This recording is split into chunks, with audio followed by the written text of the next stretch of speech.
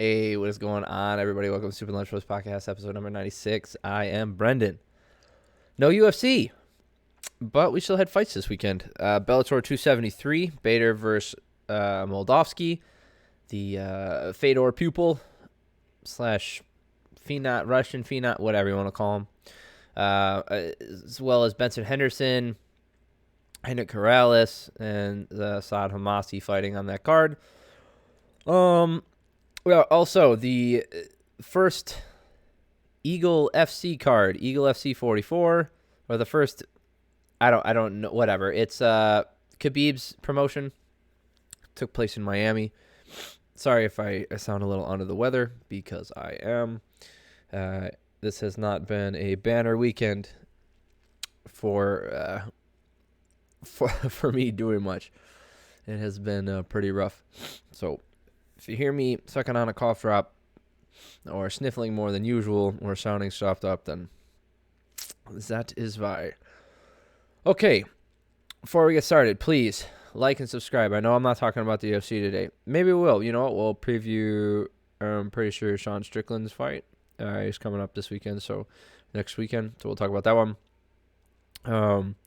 I know we're talking about Bellator. This isn't going to be the most popular video because nobody watches Bellator. And then we'll talk about Eagle FC, like I said. So I know that these aren't the two most prestigious organizations in the world, but I really would appreciate it if you do like the video. Please press the like button, and subscribe, because I do this every week. Generally speaking, there's a UFC every weekend, so we're talking about that mostly. And then on weekends like this, I will fill it with other things, either other promotions or whatever else I find interesting and that kind of stuff. So I really appreciate it. Let's get into the fights. All right, so Bader was taking on Maldavsky to defend his heavyweight belt, which he initially got by beating Fedor. Right? No, I don't remember. I just know that they fought in the heavyweight tournament. I remember that. But anyway, Ryan Bader lost his light heavyweight belt to Nemkov, who is also a pupil of Fedor. Right? So there's that. There's also, there's more to it with, Bader not wanting to do this anymore. Is he still the same fighter? Was he ever that good? Did he just get lucky? I think we can dispel most of that stuff. I don't think he got lucky. Okay. First of all, since I said it, let's just bring this up. Luck can only occur if you put yourself in a position to receive the luck. Right? So that phrase, like, you make your own luck. That's what that means, is you can put yourself in a position better to increase the statistical chance of you coming out in the positive, whether that be deemed as luck or skill or whatever it might be. You have to work to put yourself in a position to be able to receive that. And the way Bader works, he's really hardworking. He has very good cardio, especially for a light heavyweight. He wrestles nonstop. His striking has gotten better. It's not elite, but that doesn't matter. I still think he could compete in the heavyweight and light heavyweight division, more likely the light heavyweight division in the UFC. I don't think he was so far off having that abysmal performance where he dove on a double against Anthony Johnson and then sat in his crotch, and then the fight ended like that. Right? So I don't think that was a good representation of what he can bring to the table, nor do I think that his, the epitome of his fighting ability or style. It just happened to be a bad night in the office against a really good competitor in Anthony Rumble Johnson, who at the time was riding a pretty big high in the light heavyweight division in the UFC. So how did this fight go? So speaking of luck, Bader caught him pretty early with a big right hand, and then caught him again with a straight right, and Maldavsky was wobbled. He was all over the place. He managed to get a takedown and then get on top and recover. Bader finally got some space to work with 70 seconds left in the first round. But it got back to the clinch, and then he got the takedown. Way more damage from Bader in the first round. Obvious 10-9. That's good. It was a fun round, too. The control, so the middle of the round was kind of boring, obviously, with Maldavsky. So you're going to notice a theme here. Every time Maldavsky got control, he kept trying to hold Bader in place. And Bader, because of his work ethic, made it difficult to get damage out onto him, right? So Maldavsky wasn't able to impart much damage when he had control.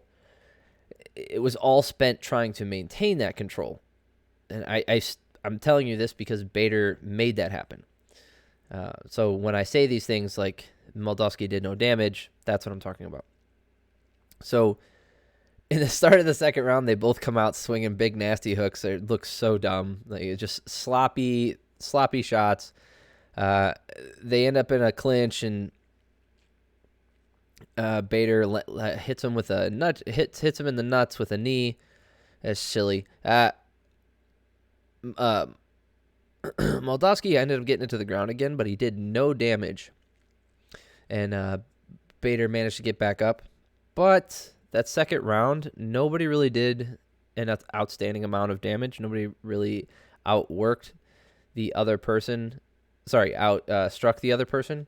So it goes to Maldavsky. So 19-19. It's all tied up going into the third. Maldavsky spent the entire third round with his hands locked around Bader's waist, and he kept dragging him down. Tons of control time. In fact, I think over 4 minutes of that. It had to have been like four minutes, because he drug him around the cage for 2 minutes to start the third, and then he was just on top of him. Bader wasn't able to do anything. Maldavsky didn't do any damage, but it doesn't matter because Bader didn't do any either. So he has the control. He gets around 29-28 Maldavsky. So now Bader is down 2 rounds. He's down 2-1, and he needs to win this next round if he's planning on getting a decision here. So early on, Maldavsky was not able to maintain the control like he did in the second and the third going into the fourth here. He was having a lot more troubles, and I think fatigue kind of set in. And again, this goes to Bader's work ethic here. You can say, oh, well, Maldavsky, he just overextended and he was working too hard, but he wouldn't have to work that hard if Bader wasn't trying to get up constantly. So I think he did a really good job just constantly working and making Maldavsky work harder and gas himself out. Not completely, right? Obviously, they were still able to he was still competing. It was still a competitive rounder, and all. It's just Bader managed to get a takedown in the fourth round, and then he landed a little bit of damage. Right? He was actually able to do something. So now we're tied 2-2 going into the fifth. Bader lands some big shots early, and he lands some good damage early. I think he even rocked Maldavsky a little bit. But then Maldavsky got control again and just tried to ride him out like he did in the second and the third. The problem is this time Bader also, during those takedown attempts, when Maldavsky would dive in on a double and he would try to tuck his head in to Bader's hip, Bader would come down with the elbows, and he was landing a lot of those really tight elbows to the side of the head. And regardless of anything else, I think he just did more. Maldavsky did no damage this entire fight. Okay, you can win a fight without doing damage, but that means your opponent can't do more damage than you, and you have to control them more than they control you. Okay, that's how you win if you're not going to do damage. And Maldavsky just didn't do it in the fifth round. I think it was clearly a win for Bader. I don't think it was I think he gave him... Yeah, it was a unanimous decision. That was a good decision. I have no problem with this. And then they say Bader's going to have to fight Cheick Kongo again. I mean, I do like Bellator MMA. I don't hate it. I just don't know why Cheick Kongo is still fighting. at the highest level.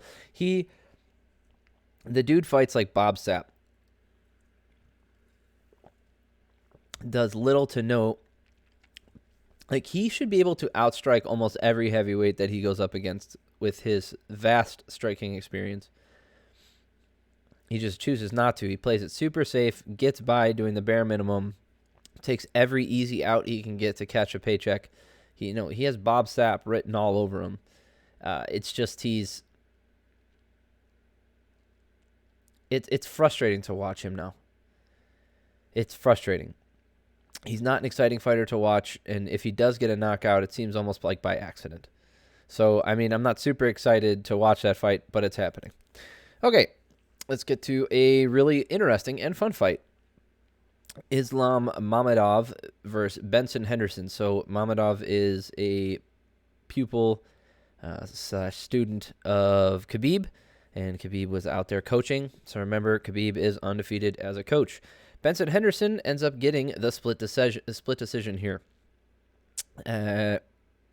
We'll go over it. It was a fun fight to watch. It was very interesting to watch it back and forth. It was grapple heavy, but it was interesting grappling. There was lots of reversals. I mean, there were times where it was dull, like you're going to get in any sort of Khabib style fight. But yes, I know I said Khabib style, and that's exactly what I meant to say. I know he wasn't fighting, but he might as well have been. So Benson had a really kick-heavy offense early on. Mamedov had pressure, and Henderson ended up reversing the position and going for a guillotine. And I think that's pretty much what sealed him that first round, was the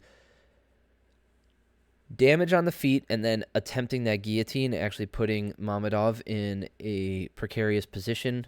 And he wasn't, I wouldn't say he was seconds away from finishing the fight with that guillotine, but it was threatening enough to where Islam could not relax. Okay, like he didn't have both his legs wrapped around Mamedov's waist, so he wasn't able to get the proper amount of pressure.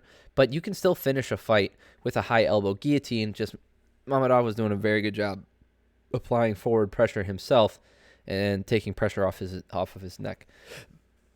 So 10-9 to Henderson. Second round, Islam got the pressure, but Henson reversed it and dove in on a choke again, and this time didn't hold on to it. Mamedov sat on top for a while. Benson went for a heel hook and lost position. Islam with multiple fence grabs. Holy shit, there were so many of these this weekend in both cards. It's so bad. Islam ended the round in a standing rear naked choke attempt, and it ended up getting dropped to the ground, but easy round for Islam. So tied going into the third. In the third round, it was relatively, that one was like the relatively boring round, but Henderson did more damage, even though he had less control. So it really comes down to damage. He did more damage. I gave him that round. So I had him up 2-1. And two of the judges agreed with me. So he also went up to Khabib after that fight and said, "Hey, I need to talk to you about Eagle. You're the guy I need to be talking to." So this was Benson Henderson's last fight on his contract in Bellator, and I wouldn't mind seeing him go to another organization. It's not going to make me mad. I think Benson's one of the best lightweights of all time who doesn't get brought up in those conversations because he wasn't a dominant presence. He was fighting some really talented people at all times back in the WEC and then in the UFC. And then when he went to Bellator, I think he was well past his prime. It's just he's a very unique individual. Also, he was one of the first guys, who popularized the low leg kick, which Joe Rogan likes to bring up every single freaking card that he's commentating on. So, I loved watching Henderson fight. Back in the day, I still like watching him fight. I think he has retained probably about 85% of who he was before.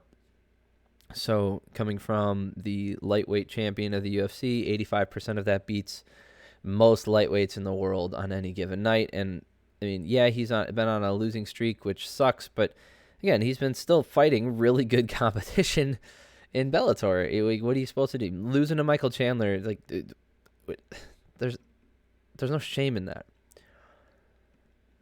All right, let's quickly go over these other 2 fights on this main card here. I did not watch the prelims. Shame on me.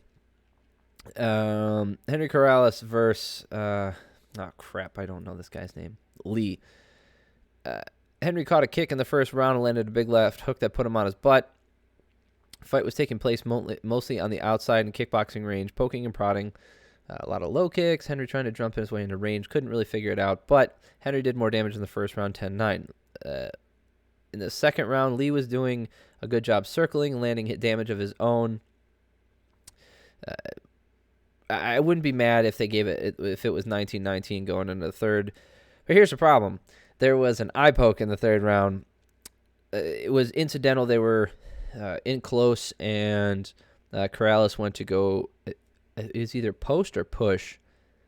But anyway, he was just trying to get him away from him, and he just glanced the outside of Lee's eye with his finger, and it was enough to really cause a problem with him not being able to open it. The full 5 minutes transpired, and they had to call it and go with the decision, and Corrales ends up getting the technical decision. It's only 40 seconds into the third round, so not much to go off of on there, but again, I'm not mad at the decision. I just think it was kind of silly. I don't know if I like those rules. I really don't. We've talked about this before. I think if you just poke someone in the eye real hard and try to get that stuff, like, you could essentially game the system. Right? If you know you won the first 2 rounds, just throw a punch that looks like a punch, or when you're in close, really gouge your fucking eye. And yeah, even if you might get a point deducted, but if you're ahead in that third round, like, you can just end the fight early and reduce the chance of you being countered or finished. I mean, it's a gamble, but it's one that is a viable option, and it sucks that exists. I don't know if I've ever seen that play out that way, where someone was intentionally doing that to try and end the fight. Nor do I think most fighters would do that, but the possibility of it happening kind of drives me nuts. And I also don't like when fights end like that. Whatever. Again, my energy level is not very high either. There's something different. I've said this before. The Bellator lighting is just not as good. The sound design is also not as good. The commentary, oh my God, we'll get into this when we get to the Eagle FC too. Dude, Big John was doing, and I think it was Mauro Ranallo and Big John, they were on one on Saturday. They were doing such a bad job. They just saying the wrong things at the wrong time, adding in stuff when they didn't need it, like quiet when they should have been saying something. It's like every time they opened their mouth, it was at the wrong time. Everybody can have an off night. It's just, there's something to be said. I think I said this the last time we talked about this. I'm covering a Bellator card. The UFC's production value brings a lot to the viewer, and it adds a lot to the viewing experience. And I can think back, I don't have to think back. If you still have, I canceled mine again, UFC Fight Pass, just because I stopped watching. I go through these phases where I watch a lot of the old fights, and then I don't use it for like 3 or 4 weeks, and I'm like, oh crap, why am I still paying for this? Do it with other streaming services as well. But I've gone back and watched fights from 2014, 2007, the early aughts. The production value back then for the UFC is still better than where Bellator is now. Video quality, not as good. Okay, I'm not saying that the video quality of a UFC event back in 2009 is anywhere near as good as the video quality of a Bellator event in 2022. What I'm saying is that the commentary, the sound design, okay, then sound design isn't just background music and people walking in. It's also how much sound from inside of the cage you hear, what tones you can hear, how much of the corners you can hear, how much of the commentary you can hear. There's a lot that goes into it, and I think the UFC probably has the best blend. Oddly enough, ONE FC, I think, does a very good job with theirs as well. Not as good. Again, I'd have to go back and watch theirs, but from my memory of watching ONE FC cards, I don't remember hating their audio. Bellator has a problem with it, and Eagle FC has a lot of production issues. But this is their first show. Let's give them a break here. Anyway, Saad Hamasi. Hamasi hurt him with a body kick early on. Transitioned to the back. He flipped over and got an arm triangle, so that was a cool win for him. That is it for Bellator 273, the ones that I cared about anyway. Okay. Let's talk about Eagle FC 44. My thoughts on the card. Because, you know what? Let's go over some fights quick. Tyrone Spong versus Sergey Karatanov. Karatanov is way bigger. Bullied him. Walk forward. Spong hits hard. Didn't matter.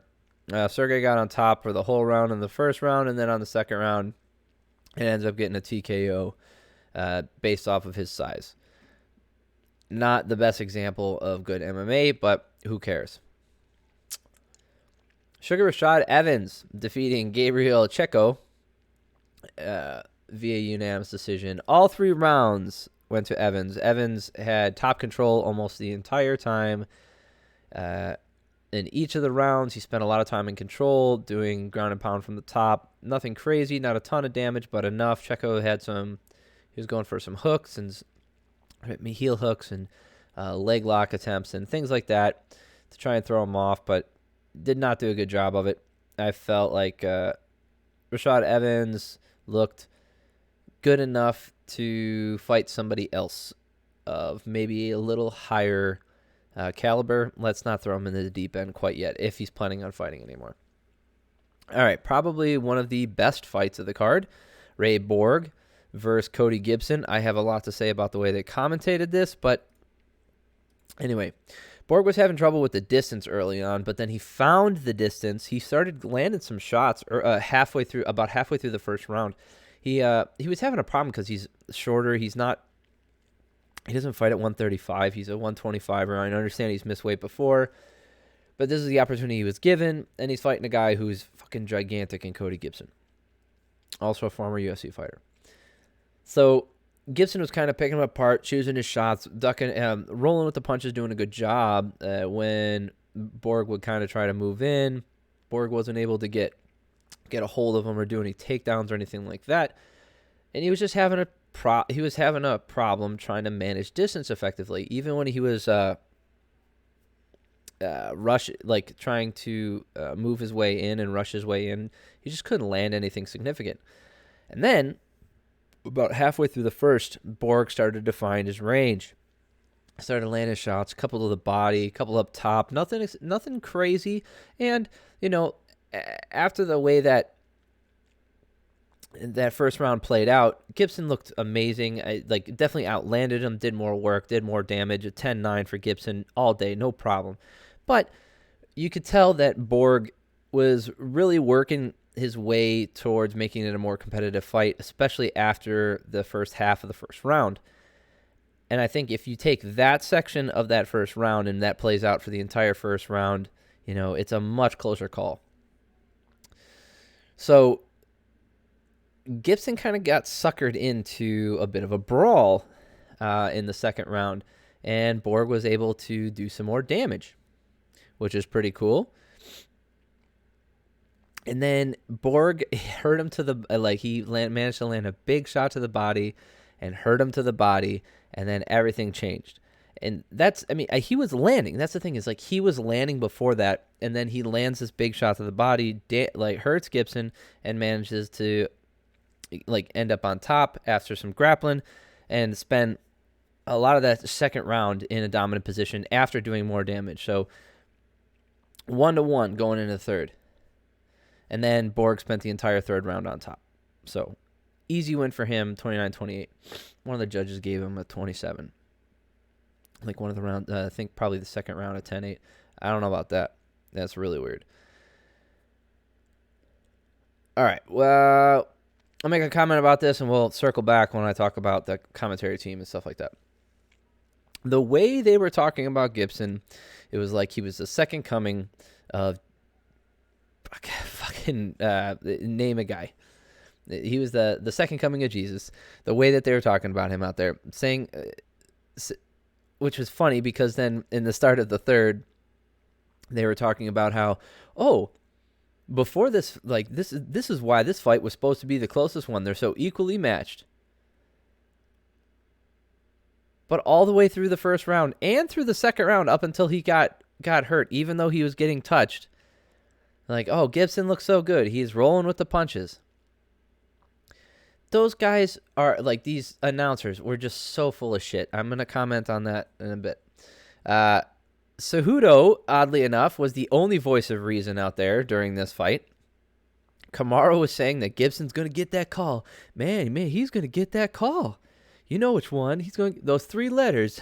He's going to get that call. Basically saying he's going to get called back up to go to the UFC again.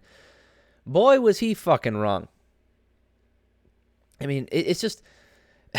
I take no pleasure in shitting on, Kamaru Usman's commentary because, like I said, I've said before, I think he's a great individual. He seems like a really good guy, down to earth, the way he talks about people, his work ethic, all those things. It's his shtick I don't like. And I don't think he played that up there. I like him being Kamaru the way he was for the commentary team. I do not like the commentary that he gave. We will get into that.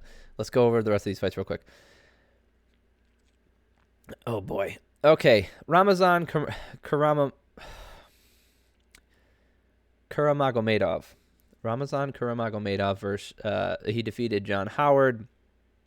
All 3 rounds. Ramazan stayed on top for all 3 rounds. Did Khabib style, nothing but short shots. Magomed Delayev, Raymond Magomed Delayev defeated Anthony Njokuani. Yeah, and this was another one of those things where, Kamaru's bit kind of drove me nuts here because he's the fight basically ended with the fight ended because Magomed Delayev had Njokuani in an overtie, and he was just laying not pity pat shots, but those tight Khabib style hooks. And Kamaru was saying, none of these are really getting through though. That doesn't matter if you have 30 seconds of just sitting there in a turtle and someone's punching you. Doesn't matter if they're punching you in the back, the side, the leg. If you just sit there and do nothing, you are not intelligently defending yourself. He didn't even move. I think he got hurt from the slam or the drop or the fall or something like that. So whatever. Let's see. Dylan Salvador versus Armin Aspanov. Great fight while it lasted. No third round because Aspanov quit on the stool. I think his corner didn't want him to come back out because of the leg damage he took. Also, these guys kept hitting each other in the cup over and over again.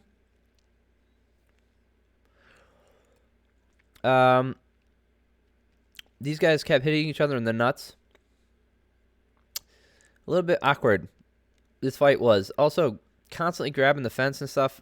Not cool. This was a very sloppy fight. The striking was fun. The lack of adherence to the rule set was kind of bullshit. Also, the refs for this event.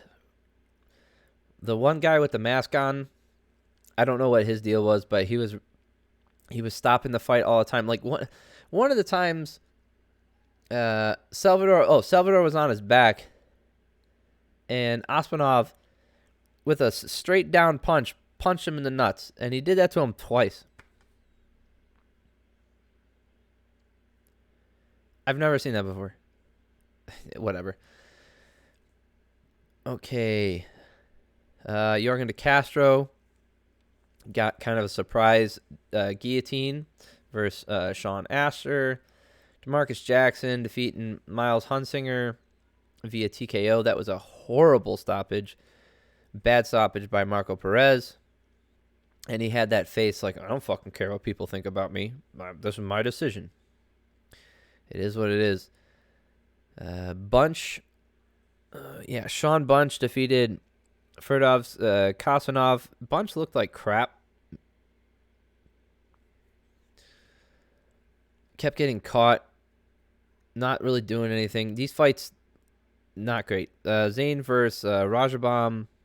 Raja got a choke. Grapple heavy fight. Muduev versus Majadine. That one was kind of fun, but what was weird is I don't know who these fighters are, and they had the wrong colors next to their names, so their gloves didn't match. So when the commentary team was saying their name and what they were doing, I didn't know what the hell is going on. So that has to go with production quality. Okay, let's get to the overall, the thoughts on Eagle FC 44. Sonnen carried the broadcast for me. If you don't like Chael Sonnen, you probably hated this. Although once Kamaru Usman stepped in the booth, Sonnen didn't talk as much, which I'm not a fan of. There's just too many people. Like 4 in the booth when they're experienced with each other, especially in an event like the UFC. I don't think it's a big deal. But something like this where everybody's kind of getting used to it and feeling things out, not good. Production value for the first show, like I already said before, it wasn't too bad, but there was very bad lighting. Way too much light outside of the cage. You could see way too much of the crowd and what was going on. The audio wasn't bad. I feel like they did have good sound design. The intros were fine. I didn't think that was bad. The cage design is pretty good. I think it could use some polish. It looks a little backyardy. But other than that, not too bad. Cejudo was a little awkward on mic, but I think he kind of, that was early on in the show. I feel like he really hit a groove about, 30, 40 minutes in, and he did fine. I felt Cejudo did okay. Felicia Spencer, I'm glad. I might have skipped over some of the things that she was saying because I skipped some of the in-betweens, but she is horrible on mic. She needs a lot of practice, and I guess this is as good a place as any. She is not a natural speaker. She has lots of pauses. Seems like she's not thinking about what she's saying. It's almost like she's afraid to say stuff. I don't know. She just doesn't seem very natural. Okay, she's not funny. She's not super informative. She doesn't have the gravitas in her voice. This also could be their sound design. Like maybe they just didn't give her mic, enough heat. Maybe they could have done a better job with that. That could have been part of the problem. Too much talking from these guys. Kamaru was also, listen, him as a person and on the mic, not bad. Him as far as a commentator, not good. Something else is funny. So, Usman's part in this. I felt that he has way too much bias. I've always felt that way. Like he's way too wrapped up in the fight game to be an effective commentator with very little No, it's not self-control. That's not the word I'm looking for. He is too interested in preserving his image and the image of his friends or colleagues without the context of how do I want to say that? Without the context of what it means for the current situation, right? So he's more interested in saying, platitudes or bringing up stuff about this fighter or what they're good at or other things like that, which can be perfectly fine. You're supposed to do that. That's what color commentary is. But doing it at times that are inopportune and doing it in a way that distracts from their, from the person he's biased towards, being painted in a negative light. Okay, I feel like he could clean it up, but I don't know if especially while he's champion, while he's an active fighter, I don't know if he's going to be a very effective commentator. So I wouldn't put him back on mic the next Eagle FC, but I guess, hey, you got to get practice somewhere, and where else but here. Oh, also, I wrote down, the irony of Kamaru Usman saying you have to put on a show to get to the UFC. Talking about, who was he talking about? Is it Kuramagomedov? Ramazan? Yeah, who was on the Contender Series, but even though he won his fight on the Contender Series, got passed up for a contract. And Kamaru was like, yeah, man, you want to get to the UFC. You can't just be good. You can't just get a win. You got to put on a show. For those of you just listening, I am making the most, are you serious face ever. Really, Kamaru? Come on. Your first, 6 fights in the UFC were nothing but you wrestling and sitting on top of people. It's an effective technique, and you won your fights. And it got you to where you are now. I'm not criticizing your path to victory and your road to the belt. I'm criticizing your commentary on how you need to be interesting to make it to the UFC. Nobody wanted to watch you fight. Nobody wanted to watch you fight. Recently, especially after Trevor Whitman, things have gotten a lot more interesting. But before that, even the fight against Tyron Woodley wasn't exactly a banger, right? He wasn't going out there and smashing the guy. He wrestled him for 25 minutes, dominated him, right? That's why he got the belt. But nobody was like, man, I can't. I want to go back and watch that fight again. No, but how many people have gone back to watch that fight a second time, not named Kamaru Usman? Come on now. Last thing I'll say about the commentary team. They seem to make really big deals and reading far too much into actions. So what do I mean? Anytime something would happen, they had this habit of making these grand terms and saying how, this fighter really can do this, and this fighter really can do that, and that's what he's trying to do here, and but they weren't relating them to the things that were actually going on. They're basically saying, hey, this guy's a really good striker, and he really wants to get in a striking range, and he's doing a good job. He needs to do... No, not even he needs, because they did that as well, right? Normal commentary stuff, he wants to get up, he has to dig for an underhook, and gets that to a hip and stand up. He's got to grab... He's got to pommel out of this, and they were doing all those things as well. But, boy, were they putting words into the fighters' mouths constantly, saying things like, oh, man, he's fighting inside his range now, which could piss him off, and that could really challenge him, and almost saying disrespectful to him. So that might even light a fire under his. Holy shit! The leap you just made from a guy taking one step forward and fighting inside boxing range for a matter of 3 sequences. Holy shit, guys! Dial it back. Calm down. You don't need to talk that much. This is coming from someone who will not shut up, right? I talk way too much. And I'm telling you, this commentary team, I think there were just too many mouths to feed, right? When it was the three of them, I think it was okay. It wasn't great either. They were still doing this shit. But once there were four of them up there, oh, I remember hearing their voices more than I remember anything about the fights sometimes. That's bad. Overall, though, not a bad go for your first card. Production quality is not as good as Bellator or as good as ONE FC yet, but maybe it's actually, I don't know if it's as good as LFA either. No, it's probably better than LFA. Not as good as Cage Warriors. So, not bad. Okay, that is it for that. Let's go over.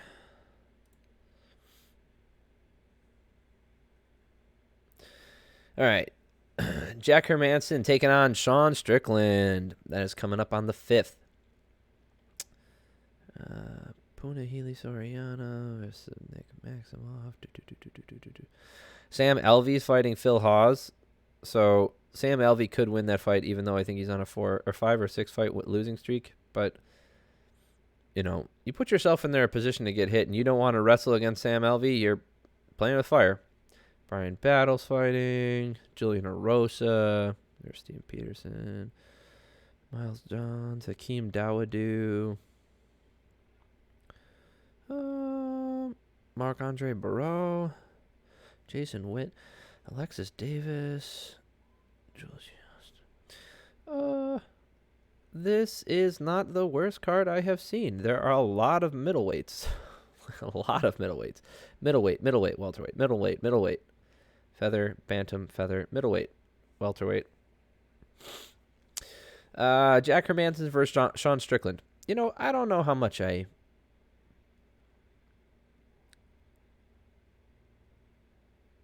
Sean Strickland has been kind of on a tear lately, so let's go with him.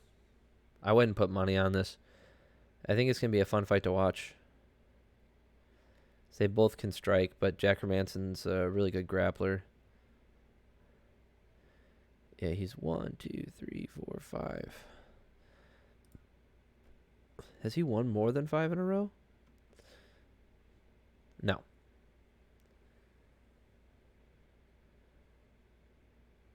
He only has 3 losses in the UFC. That's crazy. Sean Strickland. And he's been fighting since 2014.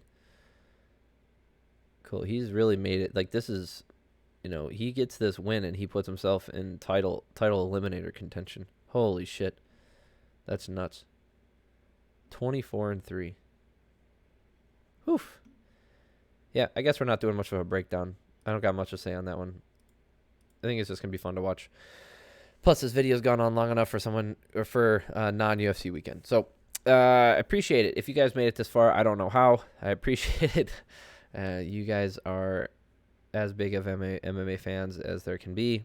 If you not only cared about what happened this weekend, but cared enough to listen to me talk about it. So you are absolutely bananas. I do appreciate it, though. It means a lot to me. And if you made it this far, please hit the like button. Please, I'm begging you.